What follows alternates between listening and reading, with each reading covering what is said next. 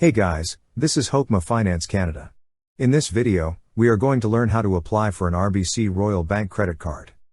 Open the website, then click Sign In. Now, enter your client card or username. After entering, click on Next. Here, enter your password. Then click on Sign In. Once you're signed in, you will see a section for credit cards. Under Credit Cards, you will see an option for Apply for a credit card. Click on Apply for credit card.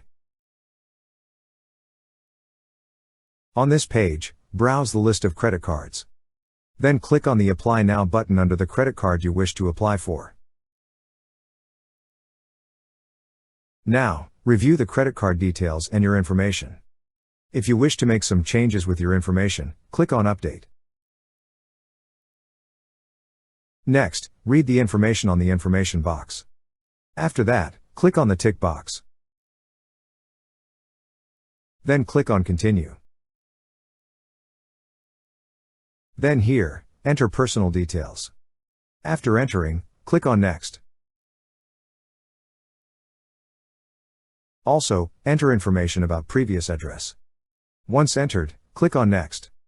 Then follow the on-screen instructions and enter all the remaining required information.